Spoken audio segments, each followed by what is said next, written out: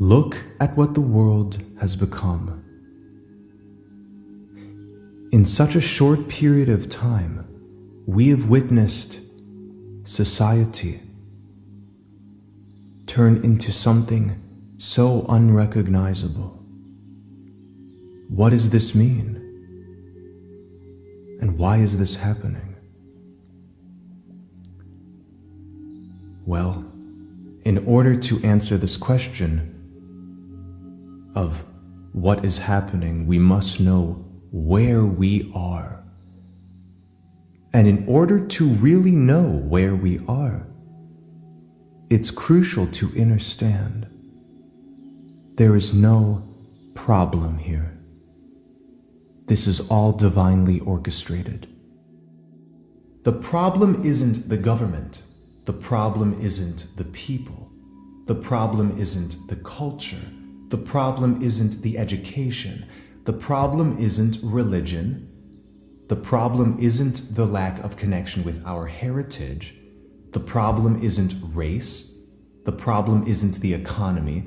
The problem isn't tyranny. In fact, there is no real problem. We may think this experience is difficult because one or more elements of this world has been abused, poisoned, or hidden away. We hear things like, if only the elite could stop pulling the strings, things would get better.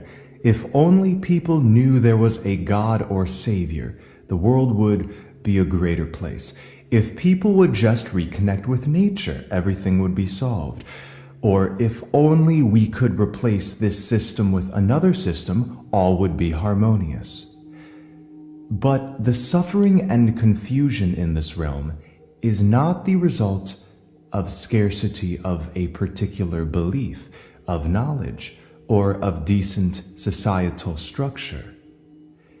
The pain and conflict in this realm does not stem from an ignorance of some particular truth that could be conveyed to the masses, but rather all of this is the result of a necessary process, a purgatorial process. This is a purgatorial process, and in this video, we shall take another look at the realm we're in. Some call it a flat plane, some call it a prison or a school, but the truth of the matter is, we're in purgatory. Limited mortal logic and reason has attempted to connect various dots to understand reality and its operations, but the truth can only be found in a poetic mindset. Currently, in this information age, we're presented with a plethora of informational rabbit holes to get lost in, to explore. But just like Alice, who gets lost in Wonderland, a place which isn't so wonderful after all, we too can become preoccupied and ultimately disoriented by the streams of thought all around us which claim full authenticity and correctness, all while leading us further and further into delusions and illusions. Therefore, we must look behind the veil. Only then can we return to the real world and verify that this experience we are going through is quite simple. It is stranger than fiction and more profound than any popularized spiritual teaching has conveyed. Earth is an anagram, a rearrangement of the word heart. This is because we are in a simulation of consciousness which reflects what is not of the heart. When the heart is forgotten about, it projects a shadow reality meant to facilitate purging. This shadow reality is designed to catch the various purges which result from duality. Duality, in the context I speak of, is the tug of war between two opposites which creates tension. The heart does not know of good versus evil, of heaven versus hell. It only knows a singular beauty, ease, a singular magic. This is paradise, a state of being as much as it is an actual environment. During this purgatorial process, the macrocosmic heart, what we know to be the center or the North Pole, feeds energy into the above and below in order to crash down all tension that the universal mind can come up with within the paradigm of duality. This tension is caught on the magnetic field. We live on a magnetic field. It is a net.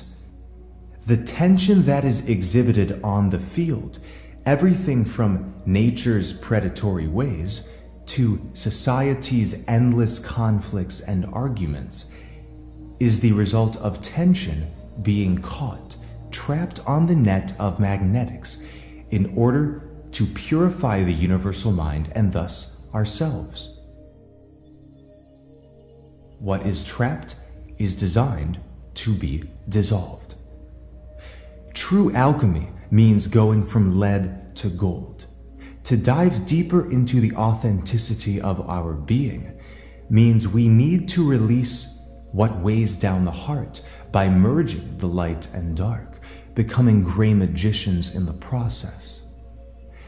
The dramas that unfold in this reality are all the result of purging duality.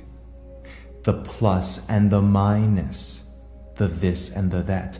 This is why a magnetic field has a positive and a negative charge. And what do you know? These opposites attract when it comes to magnets. Paradise is found when these opposites conjoin, as both archetypes contain qualities which, when merged, erect a divinity outside of the bounds of limitation and definition, beyond good and evil, beyond heaven and hell.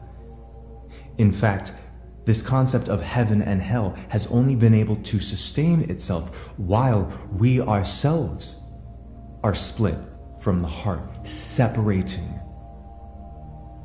the oneness into the two. This was exemplified in the movie The Dark Crystal, in which two halves of the same whole finally merge together and become the original divine being. Before they merge together, however, it seems as if they are opposite, as if they are completely distinct in essence, in character, in being.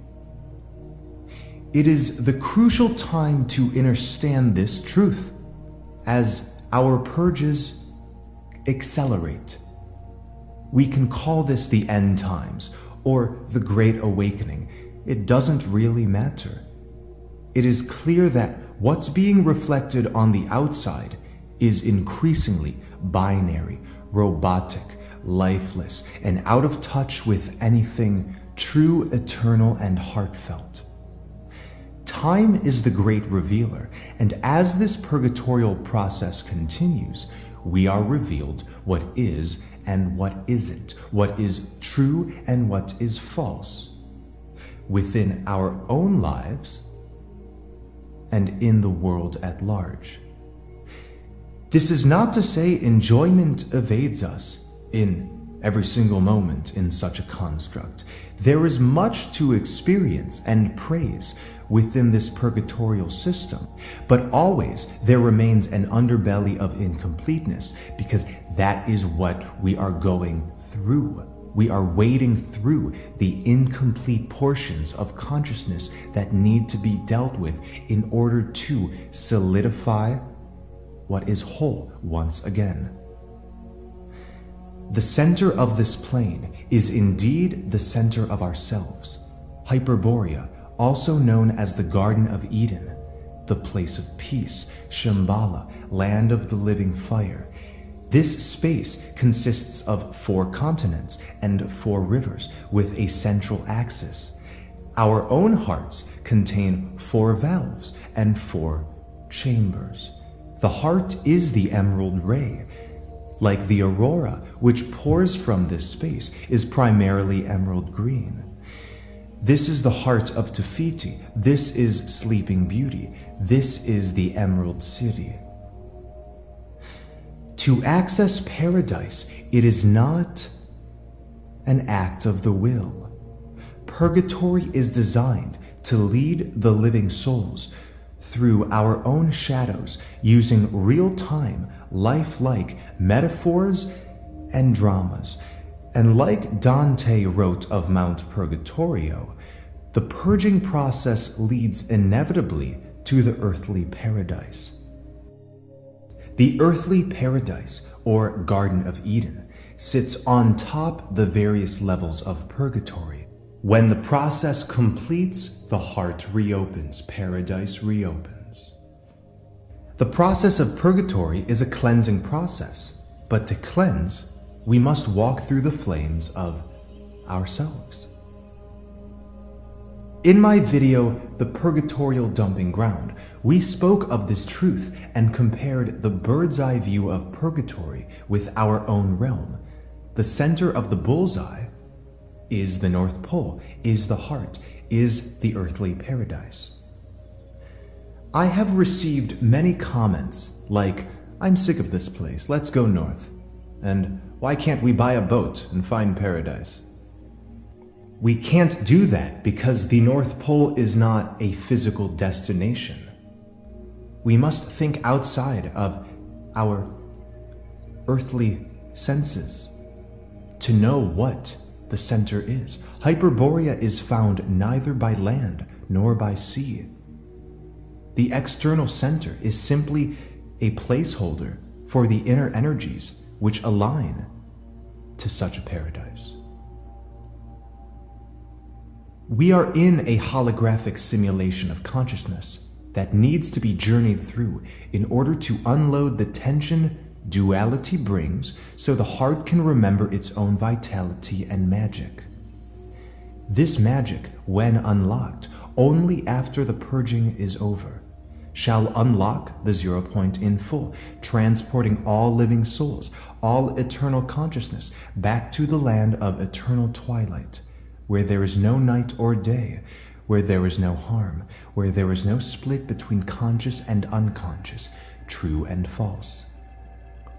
The universal mind is the name I give to the bank of possibilities which can manifest into experience and into consciousness. Within the universal mind, there are infinite possibilities. But this means there are possibilities of horror and unpleasantries. So how would the universal mind, which we are all connected to, refine itself? How would it do this? Well, it would have to set up a construct, a matrix, which can be utilized to unload some possibilities through playing them out on the world stage and in our own lives and in the personifications of consciousness that we know to be soulless beings or non-player characters. Most beings are not going through this purgatorial process, and that is quite clear.